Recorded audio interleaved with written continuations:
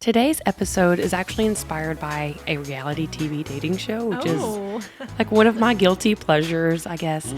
And it stems from wanting your partner to do something for you, but they feel like they've been criticized in the past for doing it. And so they feel stunted and feeling like we can't fulfill each other's expectations. So then we're walking around our house frustrated or in pain because we're not getting what we are hoping for. So welcome to the Connection Codes podcast. This is the podcast where we break open our emotions that take us from being disconnected to connected in our relationships and in ourselves. I am your host, Tara Wages, and joining me is marriage and family therapist, clinical sexologist, Dr. Glenn Hill, and his wife, Phyllis, who discovered the Connection Codes. Together, they have created the Guide to Human Connection. And we're so glad you're here. Yes. Hello, world. Hi, friends. So, one of the things I love about our podcast, well, there's many layers. There's times we have guests on. There's times, like recently, we had Wes Wages on. We always love that when Wes is around. We just have so much fun with him and love the banter that y'all have with each other. So that was a really great podcast. And, but there's times that people will send in just questions and we can answer questions, which is also so powerful. But today we were just catching up, hadn't seen each other in a few days. And so that's kind of how this started. You started sharing about a show that you saw, and it was the impact of what this means. And it's funny because Glenn and I actually, when people go, hey, have you ever seen this? We don't watch much of anything, but if someone recommends something, we'll try to at least watch a few episodes, just more for a relationship. Like, we saw it. But so often Glenn and I will say to each other, they need the connection codes. Totally. Like they're so missing each other. And if they had simply spoken in that authenticity and just had felt safe and whether sometimes it's something we see in parenting in a show and we're just like, find out what's happening with her, find out what's happening. You're barely missing her. You're just missing her. And so anyway, this is how today's episode came about, because you were just sharing. So maybe for our listeners, if you could kind of play back like you did with us, what was going on in the show that you witnessed? Totally. I will say that the Connection Codes has not ruined watching TV, but it has, I agree with you. It is difficult now at times to watch movies or to watch certain shows because I'm just yelling at the TV. Yes. And so one of my favorite things to watch though are reality dating shows, because it also keeps me in tune with what other people are experiencing. Truly, right now, Wes and I are in such a beautiful place in our marriage that it's easy to forget those difficulties that you had before. It's easy to not remember what those seasons were like. And so reality TV kind of keeps me in touch with the rest of the world and what people are experiencing and what's going on. And so this particular show is The Ultimatum on Netflix. And the premise of the show is that a couple has been together for however long, 2 years, 7 years. One of them is ready to get married and the other is not. So they are issuing an ultimatum: either marry me or I'm done. I'm moving on. And so in this particular episode, one of the couples, the girl was saying, he is not romantic. I want him to be romantic with me. He never does anything for me. And he says, well, I did, and you criticized me. I set up our whole house. I put flowers leading to the bedroom and candles and lingerie. And you walked in and your response was, well, this isn't what it looks like on TikTok, or this wasn't TikTok. And so immediately in that moment, for him, he was like, I've never done anything again, because he was completely shut down. And now, I don't know how early in their relationship that was, say a year later, she's in pain. She's ready to not be with him anymore because he's no longer romantic. And I think that is something that happens in our relationships so often, that we unintentionally cut our partner down and it shuts them down from moving forward. I see this in both being romantic and holiday things and also in parenthood. I see this with my friends a lot, which we'll dive into in a bit. But that's where this episode is coming from. Yeah. Well, it is interesting, even just the second when you gave the different categories, because the one that popped into my mind was birthdays. Oh my word. I wish this was a live audience moment so you could give me a shout out how many major conflicts you've had in your marriage over a birthday. Yeah. And it is fascinating how and we've had this conversation so many times over the years because, yes, birthday, but also like Valentine's Day or another holiday. Anniversary, and Glenn and I will often go, those are all made up by somebody. Like somebody came up with the idea that this is the expectation for an anniversary or a birthday or all of that. And a few years ago, before I sold my company, I had an opportunity to hire refugees. And it was an incredibly beautiful experience for me with these young women. Yeah. But there were several that didn't know their birthday. yeah, Didn't know how old they were. And it's kind of like, even in that interaction with them, it was almost like they were puzzled by how we've put such importance on it. yeah, And I'm not against birthdays. I love birthdays, but it's the pain that we cause each other because I want you to make my birthday the best it could ever be, but I want you just to take care of it. yeah, Instead of going, oh, no, let me tell you what I would really love for my birthday. And let me plan my birthday right. and invite you in, and we've actually talked with several people lately who've had the big birthdays, like number 40, number 50. Yeah. And I love, because my 60th was last year. And, I just plan my own, like, here's what I would like for my birthday. And, it's kind of like, it was exactly what I wanted it to be. Right. And then I invited a bunch of people to join me in that special time. And I've really loved watching that play out in some people's lives this year, in the sense that I encourage people, make your birthday big. Yes, celebrate your birthday, but don't put it on someone else to figure out how to make your day almost like it has to always be a surprise, like it has to be a plan by your spouse. That's such the potential of failure in that is pretty huge. Very large. Yeah. Yeah. No, I agree with that completely. I'm a big proponent of say what you need, say what you want.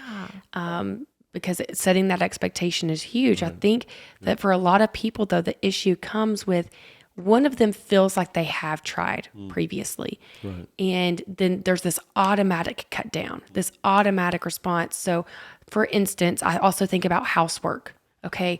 And I have fear in bringing this up because I know y'all have previous trauma on it, but even for us, like Wes loading the dishwasher, I tease him. The man can do so many things, but for some reason, loading the dishwasher, he just cannot. I do it the same way every time. Just copy what I do, And we have banter about it, but I also could see how if I just came in and was like, you do it wrong, why is he ever going to help me do the dishwasher again? Right. Why would he want to help me if I am just constantly telling him everything he's doing wrong? And I think that we do it without even realizing that we're doing it. The reason I mentioned parenthood earlier, because I saw so many friends early on this play out. And I hear women talk about how their husbands can't be home with their kids alone. They don't know how to put their kids down. They don't know these things. And then I watched my friends, the baby would start crying and they would just grab the baby from the husband. Like you can't soothe the baby. Wow. You don't put their clothes on right. Why did you dress them this way? Their hair looks awful. And we're criticizing them. And then 5 years down the road when we want a girls' night and now the husband is like, don't leave me alone with this kid. I don't know how to do this.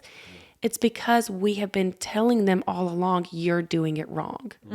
And so it's this very logistical issue that is playing out in our houses. And then this is both sexes. I'm not just saying that women do it to men, men also do it to women. But there's so much under emotion that's happening that we are missing there. Yeah, and I would say too that often it's not even, I mean, what you just described is kind of pretty clear criticism. But even that, if the mom comes in, the baby's crying, mom just goes to the baby and meets the need. And the partner may feel incredibly wounded in that. She doesn't know. She's being a great mom. She loves her little one. She's taking care of the baby. That's a very, very good thing. It's not that she has a bad heart, bad intention, it's not that she did anything wrong, but his experience is still real, and he needs to be able to say that to her in the moment. Well, I was thinking about, and for some reason, I'm kind of stuck on that birthday thing since I brought it up, I guess. But even just expressing, I'd feel so much joy for my birthday if we did this, this, and this. Right. To me, that's so simple. Yeah. There's not a miss on that. And it's kind of that underlying emotion, right? And you were talking about the show, like, he's just not romantic anymore. Romantic was the word? Yeah. And I even think of that word. What does that mean? What does that word mean? Romantic? I don't know. I don't know what that means or what that's supposed to look like. Because to me, that's like this mystical thing called romance. And it looks different for each person. Yeah. And, I know early on in our married life, I think you had a maybe definition of what that was supposed to be. And so Glenn would try. Like, he would bring home like red roses, and I always felt pain over that because we didn't have a lot of money, and I knew roses are only going to live a few days, and then they're going to be really ugly, and we're going to throw them away. But I mean, he was trying, and it's almost like what you read in magazines or you see on an ad, especially around Valentine's Day, and so then you're like, right. That's romantic. So he's trying to be romantic, but it's not. There's no joy in it for me. So it doesn't even feel romantic. And then I'm also feeling shame because, that's romantic. I'm broken. There's something wrong with me because I don't define that as romantic. And then if we ever did get around to talking about it, usually it was through conflict, he would be like, well, what would be romantic for you? And you know what my answer was? What? I have no idea. Never could answer that. I'm supposed to know. Right. She doesn't even know. Right. Yeah. Like, wow, that's a formula for defeat. Yeah. Okay. Yeah. Absolutely. And so, in this show specifically talked about, he tried. He put the rose petals down. And then she was critical, like, no, that's not how it played out in TikTok, which of course is so ridiculous because that's a made up thing. Yeah. When whoever took the TikTok video had so many retakes and probably other people helping with lighting and music. And so it's like, oh my goodness, that's not the real world. Yeah. So yeah. Yeah, and I'm trying to think of how to work sex into this because I'm a sexologist. That's what I do. But I think about this couple many years ago. But they'd been married 10 or so years. I'm not sure exactly, but he would not get undressed in front of her, and they were always involved sexually in the dark. He was really, really stunted, and just sexually, he virtually never expressed sexual interest at all. So, come to find out, she married. She was total virgin, zero. I mean, she said, I might have seen a picture of a penis at some point, but I don't think I had even. So he gets undressed for the first time. He has an erection, and from a totally pure heart. Because she doesn't know what to expect. She doesn't know if this thing has fangs or claws. I'm not sure. She just looks and she goes, "Oh, it's kind of cute." He was devastated. Lost his erection that night. They weren't able to be involved sexually. He never recovered from that until they came to see us. So that was not a bad heart. That was not a bad intention. Yeah. She genuinely is like kind of relieved. Wow, it doesn't have fangs or anything. It's kind of cute. And she was like pleasantly surprised. And this is the reason we say joy is not necessarily positive, it's not necessarily beneficial, because she was literally flooded with joy that, okay, I think I can handle this thing. I can handle this. Yeah. Exactly. But he was crushed with that. And she did not even know then, and again, we saw them probably 10 years into their relationship before this all came out as far as what had happened for him. So to understand that people experience what they experience, my experience of Phyllis and Phyllis are two different things, and we try to emphasize that all the time. Wes's experience of Tira and Tira are two different things. There's some overlap, but you never know. there can be very a lot of difference there. So, but nonetheless, his experience is real and valid, and for him to be able to convey that process through that, not to blame her. Yeah.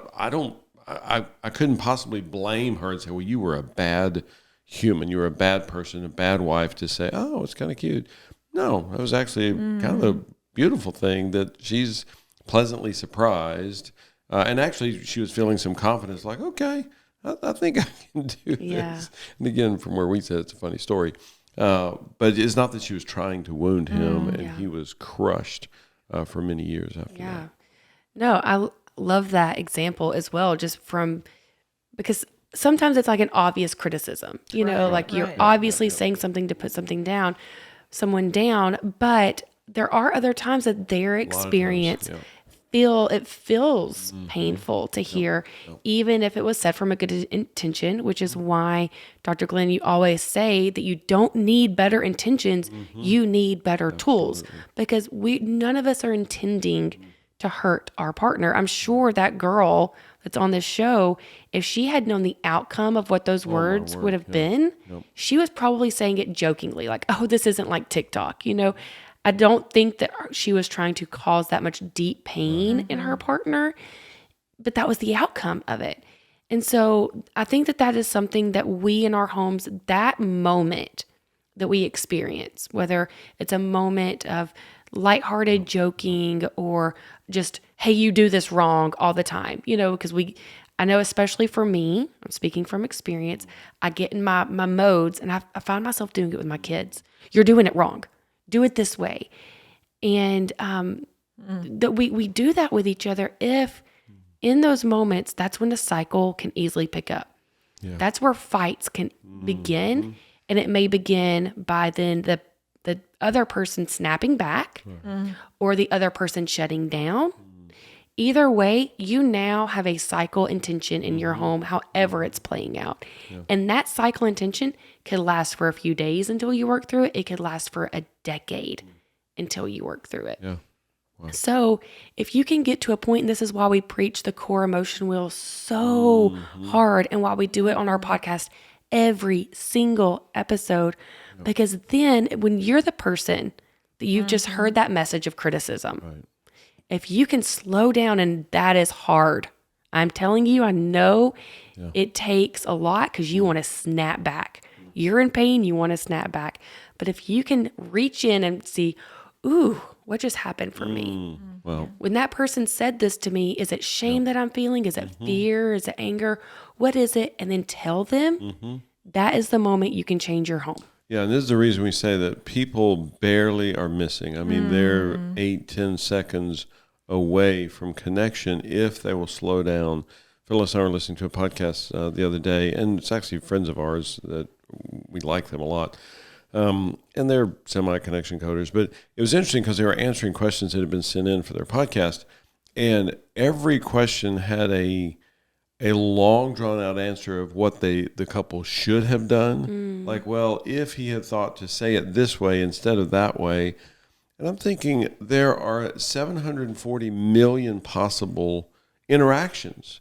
You will never be able to figure out how to word that question. Whereas if we just get down to the core emotions, which are already inside of us, we're not having to go Google this: anger, fear, guilt, hurt, lonely, sad, shaming, joy. That's it. Just say the core emotion, and that's what will actually connect you. Well, even, I know this is just a TV show we're talking about, but it's two people's real life. Yeah. But I think, okay, let's connection code that whole scene, that whole moment. Yep. And I think, okay, so he made an effort. She comes home and is hit with pain because it's not what she had expected. So she, was that the scenario? Did she have an expectation of something? So that she vocalized that this isn't what it was on TikTok. So she may have had an expectation. Okay. Yeah. We do hear in further episodes that she struggles sexually. Later down the road, we hear that struggle come out. Wow. And so I can relate to her. If early in our relationship I had come home and there were rose petals and lingerie, I would think, this isn't for me, this is for you. That I would be hit with fear in that moment that now I need to do this thing that I'm not great at early in our relationship. Yeah. And so I'm wondering if that's what was actually happening in her body, but it comes out as this like Yeah. jab of, well, this isn't what it looked like Well, on TikTok. and it's not even a joy. In that scenario you're talking about, if that's Tira, it's not even a joy activator. Not because Tira's bad. It just didn't activate joy. Wes thought it was going to. I mean, rose petals, everybody knows rose petals are it, or whatever, chocolate or something. Well, not for this particular human being. It didn't. She's not trying to not feel joy. She just didn't feel joy. And now she's hit with fear that, oh my gosh, I'm not feeling joy and I'm going to, be expected to do something sexual. And that's the authentic self. So which is kind of what you were headed towards. Yeah. I mean, because you go, okay, what could she have said and what could he have said? So in that moment, for her to just say the pain that she's experiencing, and then I would say her pain he would then feel pain or shame. Yeah. But I also think in the way that we can express things, because I would think a level of joy. I feel joy that you tried. Yeah. Yeah. I just am feeling pain. Not even sure exactly why, but I feel pain, which could have gone down the road of, I feel this, because it's interesting that just a second ago you said in your early years of marriage, what you would have experienced if Wes had done that this is about you. And see, what's interesting is that's not what It's not your experience. Yeah. Like I'm thinking, oh, wow. Like that to me, I can, even the imagery of rose petals, leading to a hot bath and, or to a new outfit. Like, I think of it very much more in the joy region where you are going, this isn't about me. This is about you. You want sex. And so you're thinking, and so it's interesting that we are sitting here talking about this and having two different internal experiences, right? Yeah. But for this, so again, we're talking about this person that's on television. We don't even know her, and she's not sitting here telling us what was happening for her. But for her to be able to express at the core what was happening with her, and to have shared that with him, right? Which, yes, he might have felt pain at that. Like he might have been like, oh, pain. But we'll talk about my pain in a minute. What's happening with you? And then she could have shared what she was experiencing. And then somewhere in there, by like, we talk about this issue specific wheels. So if in that moment they're like, could we just do the whole wheel right this minute? I think her joy expression would have been, you tried. So joy in that, but I got hit with all, the pain region, because it's like she could then explain to herself, and then maybe fear of what your intentions were or where this is going. But instead, she turns to a criticism, and that's all he hears, which is he's being compared to TikTok. And so it shut him down, and he never tried again. Right. Because it's so painful, but he didn't process his pain. So then he stayed stuck in that. Yep. So it's a cycle. It is. And that pain for him then became the fear of failure, fear of ever trying, which I think we can relate to. Because I think early on in our married life, I rejected you so much that is so painful. And the fear of that rejection caused you to not even want to try in so many things, as far as like, and I know if you've listened to a lot of our podcasts, and maybe it's more when we're guests on people's podcasts, where he'll describe me as, the most, I get more done in a day than anyone else. One of the most productive people on the planet. There we She's go. Perpetual One of the motion. most productive, which again, let me just say that's his experience. That is not my experience in my everyday life. And part of it is, I think, a shame experience for you, because you, for our married life, compared yourself to me, and you thought you had to be perpetual motion, and that's not who you naturally are. I've been thinking about practically, my sense was always that I'm going to have to be so nth degree over the top to accomplish anything that's anywhere close to your realm, to your world. For example, our 20th anniversary, your 40th birthday, and some of you know that story. I took Phyllis on a cruise, our first cruise ever, and we love cruising. And she did not know where we were going until we pulled up in front of the port. And there were 108 people involved in the big lie because it took a lot to pull this off. Well, that's tough to do. And it was nth degree. It was just amazing. But to do that regularly is really, really difficult. I mean, that was certainly one of the pinnacles of my surprise lives. But I can't do that, regularly. And so there's so much, for so many years, there's so much fear that, I'm going to do this thing, but it's not going to be that great for her, and she'll be disappointed, which again had nothing to do with you. That was just my fear of what was going to happen. And I had no idea how to convey that fear. Well, and it's the all or nothing thinking. Right. If you can't do something over the top extreme, well, then I'm not going to try, or I'm not going to do anything. And, for us, as many of you know, being together 45 years, there's a lot of trauma history, and that trauma history still pops its ugly head now. And so we're still processing, pain and wounding. We actually had this conversation just the other day because Glenn is very funny. I know y'all know that. Thank you very much. Very, very funny. Yes. And I think his daily goal is to get me to laugh. It's a good day. Which is more challenging because his funny is usually the very same things that he's been making funny for 40 years. I ran out of material yes, some years and so ago. I'm not often caught off guard, and I don't often laugh. This reminds me of, we were speaking in California, a shout out to the Runyons and their church, and we were speaking on stage, and we were talking about psychological disorders, and we had not ever said this particular one that Glenn deals with. And so not publicly. And so we started talking about it, and then, I'm not going to spoil it because I think we have the videos out there. The episode is out there. You've got to look it up. So I'm not going to spoil it, but I got so tickled and laughed so long that I was like, I'm not sure I can pull myself back together. And so that doesn't often happen, but that was an epic moment where you really got me on stage in front of everyone in that moment. And I really lost it. But now I've completely forgotten where I was going. Yeah, we'll just edit it all out. That was pointless. No, we're not going to edit that out. That's a really good episode. Y'all need to find that episode. I will put that in the show notes. Oh, there we go. How about that? But I think we have such a history. This is what we were talking about a few days ago, because you're funny and you say things in a teasing way, and it doesn't always feel funny to me. Right. But it's because of trauma of the beginning years where, Glenn would, do you even remember the exact words the other day?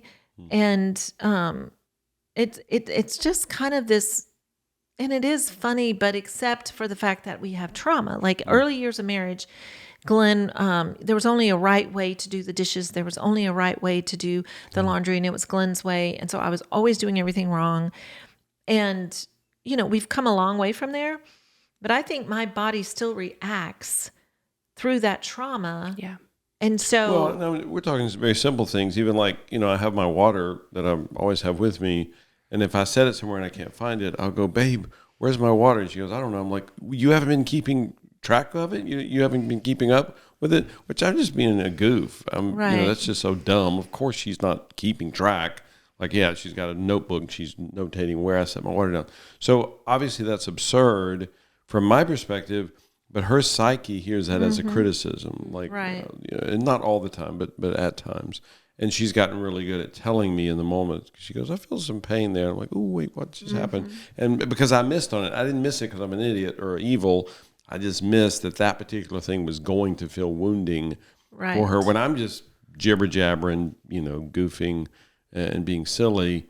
But it actually was a pain experience. Yeah, for her. And that's a great example of just realizing that I have to have a voice that says pain when I experience something as pain. Right.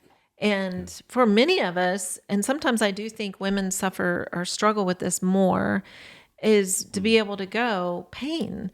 Right. And that it's not open to an argument, as in, because Glenn could go, "Oh, I was just kidding. I was just teasing. You shouldn't feel pain," which is totally not the way we function, thankfully, because he just hears me like, "Oh, babe, what did I miss? What's happening?" I go, "Well, sometimes I even have to go, I'm not sure, but that just felt really painful." And then we will talk about it, and I'll realize, it's because of all the years that you meant, I thought you meant that. Like early in our married life, that was how we functioned, where it was my responsibility kind of stuff. Yeah. I do think that women will shut down more, but I also think that when we're talking about this, I've heard from multiple guys say it's just easier to absorb the criticism than to say anything because they don't want to open up an argument. Yeah. So it's just easier to absorb, just listen to the criticism, and then they bury it deep within them. And then next thing you know, they are distant. They're distracted. They're not wanting to step in and help with housework or with the kids or plan romantic dinners because they feel like whatever they do is going to be wrong. And I think it is because some of it dates back to early years in marriage where one, we're figuring it out, and two, women are in the depths of their parenting journey where they're exhausted and we just need things done and we need them now. And my words aren't always going to be delicate because I haven't slept in 3 years. Right. And then men have just absorb. And then 10 years down the road, the wife is like, why is he so distant? And so that just creates this like super deep trauma in our home that then transpires over years. And we're like, well, I don't know why he's checked out. Well, it's because there were 4 years there where he felt like he couldn't do anything right. And she felt so lonely in her experience that they're just at this like head. Yeah. And so the earlier you can reach a point where you are able to say, I was talking to a friend last night, and she was like, we have to do the core emotion wheel every day. Like that feels like a lot. And while I hear that, the goal is to where you don't have to do it every day. Wes and I actually now, we mainly do the core emotion wheel when we need to do an issue specific wheel. There's that moment because we are able to say now, if I snap at him, he can say, in fact, in conversation the other night, I said something, he goes, ooh, guilt. He's able to just say it right there. And vice versa. We're able to just talk about it in the moment. So we don't spend hours talking about topics anymore. We don't even spend 30 minutes talking about a topic. We say that, we say our pain that we feel or our fear or whatever, and then we can just dance with it. Yeah. And I do want to mention that because, and just as a shout out to the connection codes, because so much, and when we do an intake session with a couple, because so much of modern marriage therapy, counseling, coaching, whatever, that's the mentality, is that this couple's going to come in and we are going to mediate their scenario. The problem is that scenario is never going to replicate itself identically. They'll be similar, but not identical. So now we have to try to anticipate 50 million possible scenarios. Whereas if they recognize the core emotions, those core emotions are always with them. It's already inside of them. He doesn't have to go get an outside perspective from a mediator to realize, oh, I felt pain. Babe, I felt some pain there. And the 3 phrases she goes, oh, what's happening with pain? I think I felt hurt. Oh, what's happening with hurt? It's already inside of them. They do not need Phyllis and Glenn or Tira or anybody else because they're coded. They carry this around with them all the time. Phyllis references core emotions as a text message from God, which I like that. That we're just being texted all day long that Phyllis felt pain. She felt wounded from something that Glenn said. I'm not condemning Glenn. I'm not blaming Glenn. Did he contribute? Maybe, maybe not. It may be 0%, could be 19%, whatever. But for Phyllis in that moment to honor her own experience, her own emotion, her body's message to her that goes, oh, I just felt some pain. Now she doesn't have to go get somebody else to figure it out for her what we should have said. We already know what we should have said, and what we're going to say next time is just, again, just the 8 words: anger, fear, guilt, hurt, lonely, sad, shame, joy, and just say those. That's what we're hardwired to do. Totally. This may be like a commercial ad, may sound like that, but but I'm just thinking about this, that if you're trying to learn a foreign language, you can you can start really simply, right? You can start slow. You can go, oh, I'm just going to get a book and I'm going to learn a few words. Or you might go, hey, I'm going to watch a show that's in a different language so I can, get a little more of that. But we all know, I've never heard anyone disagree, that the best way to learn a language is to go to that country and immerse yourself in that language. And it's mind blowing how your body can really actually, it's almost like you can have that moment where all of a sudden now you're understanding it, you're hearing it, I know what they're saying kind of thing. It's pretty cool how that can happen if we immerse ourselves in another language.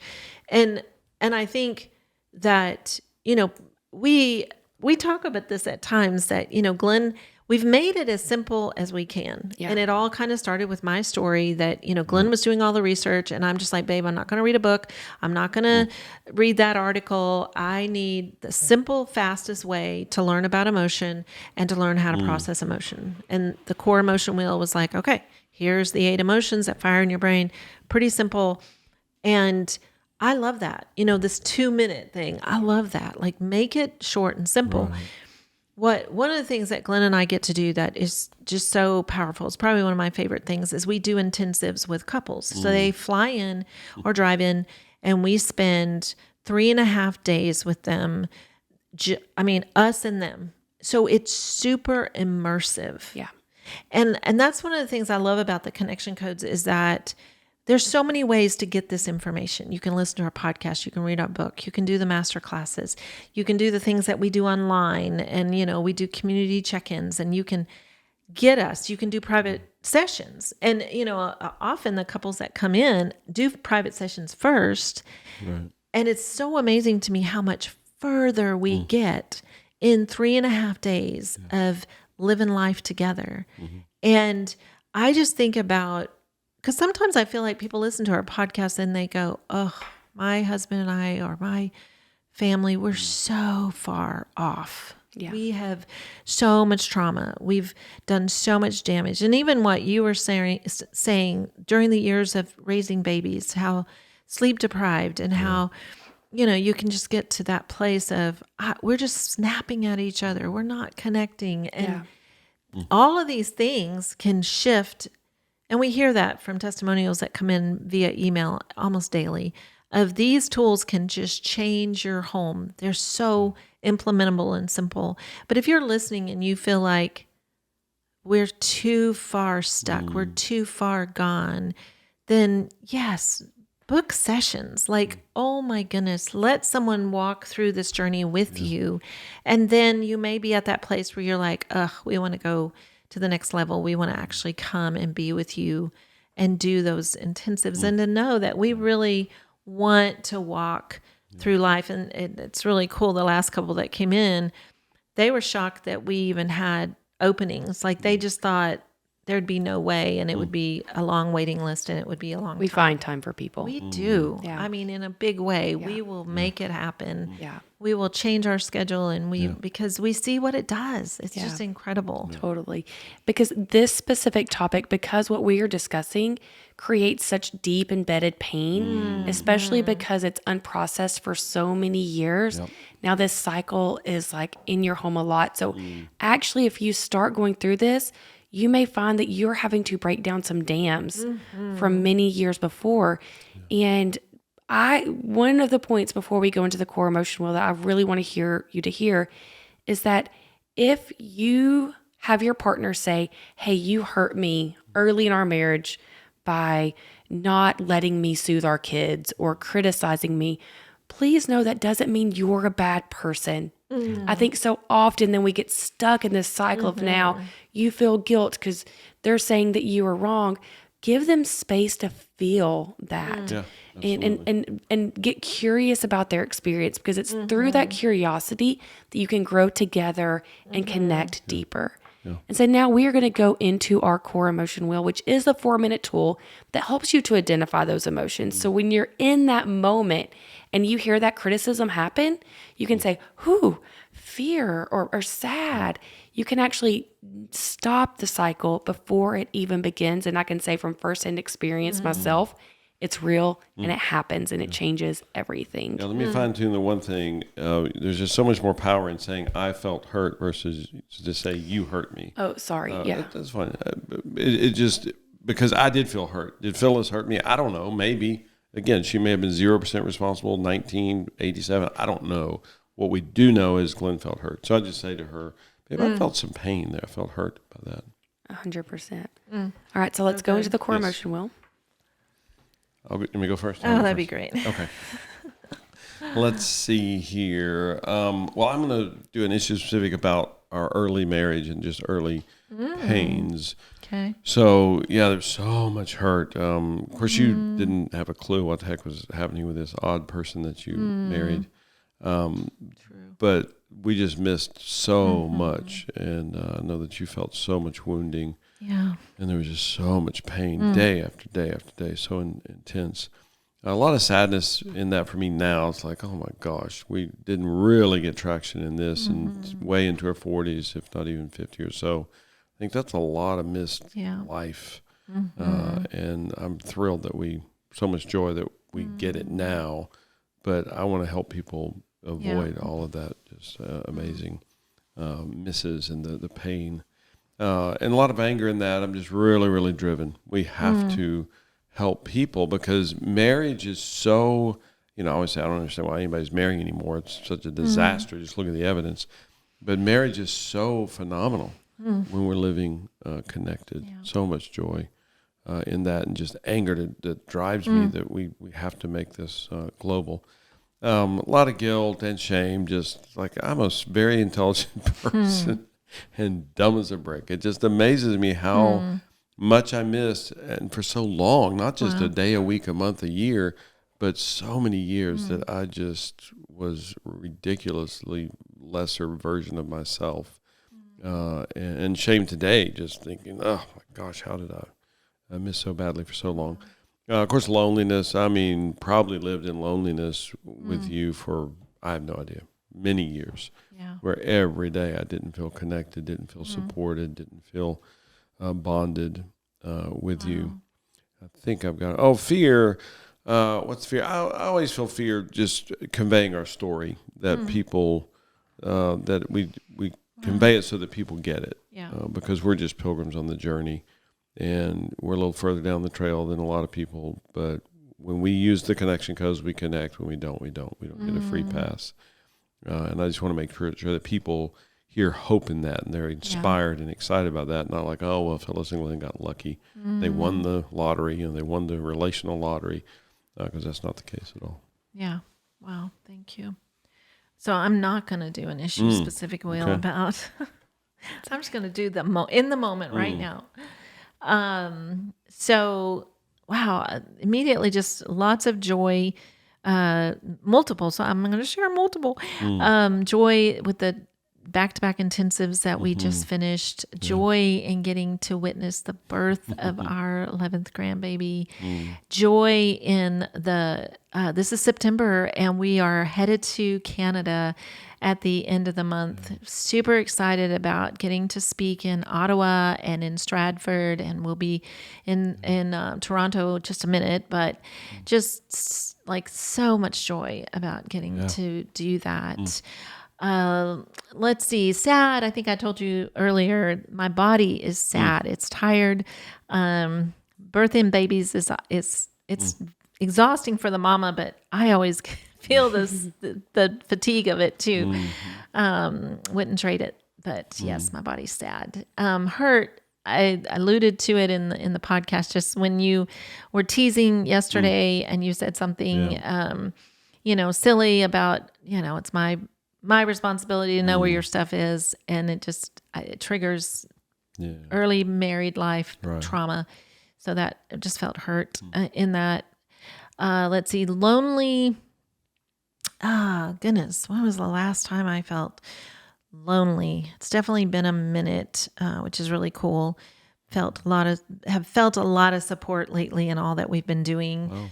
Wow. I think there are moments of lonely amongst my family, my children and their children, that they always look to Honey. That's what they call me, to Honey, to be on top of things and events and what's happening. And sometimes I'm like, oh, I don't know. So I feel alone in that. Sometimes I have to communicate that.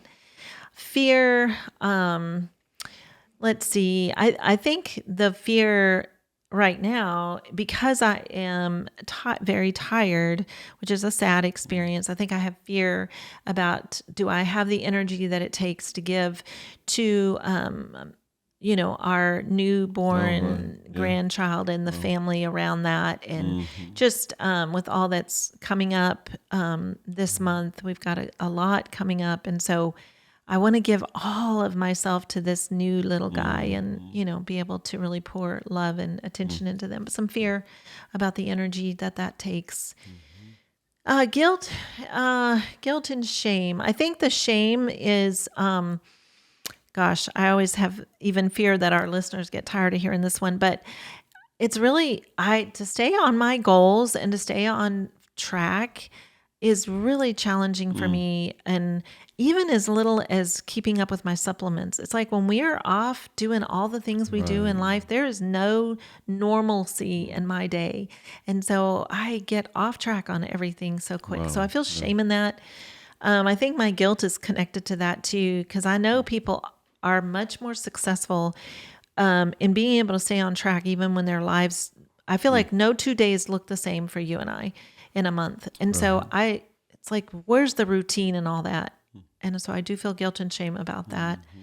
Let's see, did I miss any? Anger. Ooh, there we go. Anger. That's a tough one for me. Dang, that's hard. I should have pre-thought that one out because I struggle with the anger. Wow.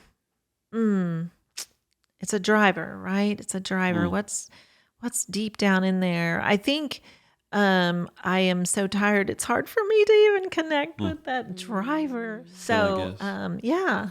Because it sounds like anger about whatever it is, supplements, that, I got to do this. I got to be better. Because I need to be better at this and be on point with it. Oh, that's good. I like that. Because it is. It's like... Don't ever do that. It's very dangerous. Right. But thank you for helping me. Because it is true. I really... Me and say, Dr. Glenn, stop it. I need to dig deep into that, right? Because I kind of go towards guilt and shame with that. And I don't dig deep into that, like anger that I can't stay consistent, like drinking my shakes and taking my supplements and like, So, I love that. Okay. I combine the three into one. I love that. Yeah, awesome. Thanks. Okay. Well, I'm having some fear because Dr. Glenn needs to be at a session very shortly. I have one very quick question though, because we did talk about doing issue specific wills on this episode when you find yourself that cycle starting, and y'all are the experts and y'all are in a healthy place, but is it okay for a couple, for one of them to say, let's do an issue specific will? Sure. Do they both need to do the issue specific will or no? I think usually it helps, but you don't have to. If it's a current wounding, I would say absolutely. Yeah. Okay, like that's what we need to know. Yes, what Glenn just did is more that's just where his brain went, hey, I want to do this for this particular wheel, versus we need to talk about this. Like, I feel really wounded around, the buying the car thing. And so the whole wheel is for both to talk about the car. Yes. Yeah. And that's where it's really important. I wanted to clarify that for our listeners. That's so good. Okay. So if you're listening and you're like, okay, we have a lot of wounding in our relationship and maybe I've unintentionally done some hurting. I've felt hurt. Where do we even begin? First, our Foundations course is an incredible place to start. Use code podcast for 20% off, and that will be linked in the show notes. If you have questions about that, just reach out. I'm happy to answer any questions about that course and if it would be helpful for you. If you're like, nope, we need more help than that, I'll also link in to book a session with Dr. Glenn and Phyllis. That is transformative. Wes and I did many sessions with them prior to where we're at today. And it's just so incredible for breaking through those dams. Thank you for listening. As always, leave us a 5-star review. And we do this because You need this. You deserve this. So So let's do this. let's do this.